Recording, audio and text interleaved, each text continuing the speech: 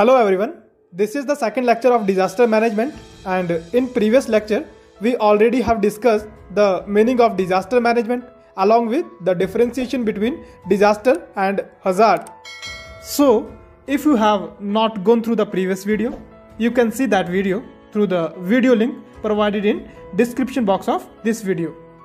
And as we have discussed before, the whole activities of disaster management can be divided into four phases. First is mitigation, second is preparedness, third response and fourth one is recovery. अर्थात हम आपदा प्रबंधन के लिए किए जाने वाले उपायों या फिर क्रियाओं को इन चार भागों में बांट सकते हैं, जिन्हें कि हम आपदा प्रबंधन की 4 फेजेस और स्टेज साइकिल कह सकते हैं। जैसा कि इस डायग्राम में आप देख सकते हैं, मिटिगेशन का अर्थ है रोकना या कम करना, प्रिपेयर्डनेस तैयारी या तत्परता, रिस्पॉन्स मतलब प्रतिक्रिया और रिकवरी अर्थात सुधार। सबसे पहले बात करेंगे मिटिगेशन की, जिसका अर्थ है रोकना या कम करना। अर्थात इसमें ऐसे उपाय, क्रियाएं व योजनाओं को शामिल किया जाता है जो कि भविष्य में आने वाली किसी आपदा के दौरान होने वाले नुकसान, चाहे वो मानव जीवन का नुकसान है या फिर संपत्ति का नुकसान है, उसे रोकने में या फिर कम करने में हमारी मदद करते हो। मिटिगेशन फेज को हम डिजास्टर मैनेजमेंट की पहली फेज या फिर स्टेज कह सकते हैं, जिसमें कि किसी डिजास्टर से होने वाले नुकसान को मिटिगेट अर्थात रोकने या कम करने के लिए किए जाने वाली एक्शंस और एक्टिविटीज को किसी आपदा के आने से बहुत पहले ही अमल में लाया जाता है। मिटिगेशन एक लंबी तथा निरंतर चलने वाली योजना है जो कि आपदा प्रबंधन की बाकी स्टेजेस जैसे कि प्रिपेयर्डनेस, रिस्पॉन्स और रिकवरी इन सभी से जुड़ी रहती है। और अगर बात की जाए मिटिगेशन एक्टिविटीज़ के गोल की, तो इसका जो मुख्य उद्देश्य रहता है मिटिगेशन एक्टिविटीज़ का, वो रहता है to protect people and structures during disaster, अर्थात किसी आपदा के दौरान मानव जीवन और संपत्ति की सुरक्षा करना। And second goal is to reduce the cost of response and recovery, अर्थात आपदा प्रबंधन के दौरान होने वाली प्रतिक्रिया और सुधार कार्यों के खर्च को कम करना। क्योंकि हम मिटिगेशन एक्टिविटीज़ को जितना बेटर वे में फॉलो करेंगे, हमें किसी आपदा से उतना ही कम नुकसान होगा, चाहे वो मानव जीवन का नुकसान है या फिर संपत्ति का नुकसान है। और नुकसान कम होने की वजह से किसी आपदा के दौरान की जाने वाली प्रतिक्रिया और आपदा के बाद किए जाने वाले सुधार कार्यों में हमारा खर्च भी कम होगा। भविष्य में आने वाली किसी आपदा से होने वाले नुकसान को रोकने के लिए या फिर कम करने के लिए बहुत सी मिटिगेशन एक्टिविटीज़ की जाती है, जैसे कि to identify what disaster can occur in and around the community,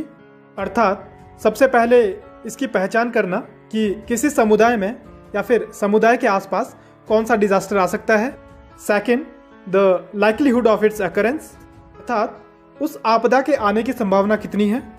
third, the consequences of events in terms of casualties, destruction and disruption of services, मतलब इस बात को जानना कि उस आपदा के आने से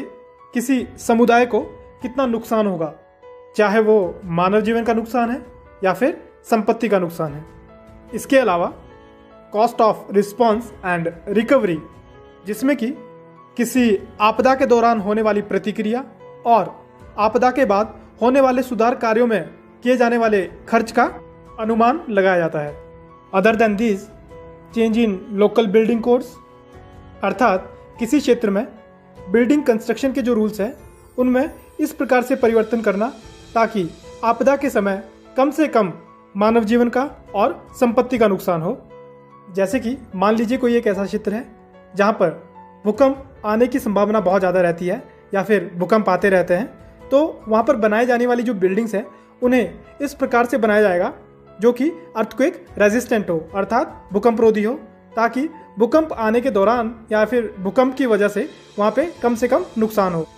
और यदि कोई क्षेत्र ऐसा है जहाँ पर बाढ़ आने की संभावना बनी रहती है, तो वहाँ पे बनाए जाने वाले जो बिल्डिंग्स हैं उनका कंस्ट्रक्शन इस तरीके से किया जाएगा ताकि बाढ़ जैसी आपदा से होने वाले मानवीय और संपत्ति के नुकसान को कम किया जा सके। Next is revised zoning and land use management, जिसमें कि भूमि और भूमि उपयोग का उचित प्रबंधन शामिल है ताकि किसी आपदा से होने वाले नुकसान को कम किया जा सके। इनके अलावा पब्लिक इंफ्रास्ट्रक्चर जैसे कि bridges, roads and public buildings को मजबूत बनाना और समुदाय को किसी आने वाली आपदा के लिए तैयार करना मिटिगेशन मेजर्स के अंडर आता है। नेक्स्ट इज प्रिपेयर्डनेस,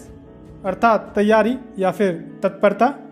जो कि आपदा से पहले की क्रिया है जिसमें कि किसी समुदाय को आपदा के दौरान प्रतिक्रिया करने के लिए तैयार किया जाता है,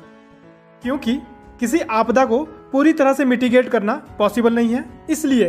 आपदा से होने वाले नुकसान को कम करने के लिए आपदा से पूर्व कुछ तैयारियां करनी होती है, जिसमें कि planning, training and educational activities को इंक्लूड किया जा सकता है, जैसे कि डिज़ास्टर प्रिपेयर्डनेस प्लान को बनाना, ताकि किसी डिज़ास्टर के दौरान हम ये डिसाइड कर सकें कि हमें क्या करना है, कहाँ जाना है और सहायता के लिए किसे कॉल करना है। नेक्स्ट, डिज़ास्टर प्रिपेयर्डनेस प्लान और इमरजेंसी प्लान को ड्रिल्स या फिर फुल स्केल एक्सरसाइज के थ्रू पीरियोडिकली प्रैक्टिस करना,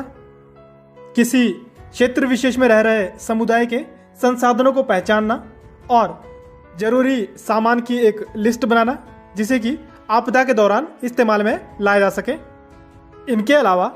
हाई रिस्क एरिया को आइडेंटिफाई करना और इमरजेंसी फैसिलिटीज़ को सुनिश्चित करना, ताकि समुदाय को आपदा से लड़ने के लिए तैयार किया जा सके। Third stage of disaster management activities is response, जिसमें कि आपदा के दौरान या फिर आपदा के एकदम बाद की जाने वाली क्रियाएं और राहत कार्य शामिल है, जैसे कि डिजास्टर रिस्पांस प्लान को इम्प्लीमेंट करना, अपनी और अपने परिवार व अपने जानवरों की सुरक्षा करना, राहत और बचाव कार्य करना, आपदा वाले स्थान को छोड़कर किसी सुरक्षित स्थान पर जाना और वहां पर टेम्परेरी शेल्टर का अरेंजमेंट करना, आपदा से प्रभावित लोगों के लिए food, water and emergency health care facilities provide करवाना और आपदा की स्थिति का जल्द से जल्द मूल्यांकन करना, जिससे कि आपदा के दौरान की जाने वाली रिस्पांस एक्टिविटीज़ को प्राथमिकता दी जा सके, वहां पर उपलब्ध संसाधनों का उचित वितरण किया जा सके और आपदा से प्रभावित समुदाय की ज़रूरतों को पूरा किया जा सके। लास्ट इज रिकवरी फेज, जिसमें कि आपदा के बाद किए जाने वाले पुनर्निर्माण व मुरम्मत जैसे सुधार कार्यों को शामिल किया जाता है, जिनसे कि सामाजिक व्यवस्था या फिर सामाजिक क्रियाकलापों को पहले की तरह सामान्य किया जा सके। It includes the provisions like rehabilitation, अर्थात लोगों के पुनर्वास की व्यवस्था करना, आपदा के कारण टूटी हुई इमारतों का पुनर्निर्माण करना, आपदा से प्रभावित लोगों को आर्थिक मदद देना जिससे कि उनकी मानसिक व आर्थिक स्थिति को सुधारा जा सके। इनके अलावा ऐसी प्रैक्टिसेस और पॉलिसीज बनाना जिनसे किसी आपदा के प्रति समुदाय की असुरक्षा को कम किया जा सके और भविष्य में इस प्रकार की किसी आने वाली आपदा को रोका जा सके। तो हम कह सकते हैं कि आपदा प्रबंधन अपने आप में एक विस्तृत क्षेत्र है, जिसके अंतर्गत आपदा से होने वाले मानव जीवन व संपत्ति के नुकसान को रोकने या फिर कम करने के लिए किए जाने वाले उपायों से लेकर आपदा से पूर्व की गई तैयारियों व आपदा के दौरान की जाने वाली प्रतिक्रियाओं और आपदा के बाद के सुधार कार्यों को शामिल किया जाता है।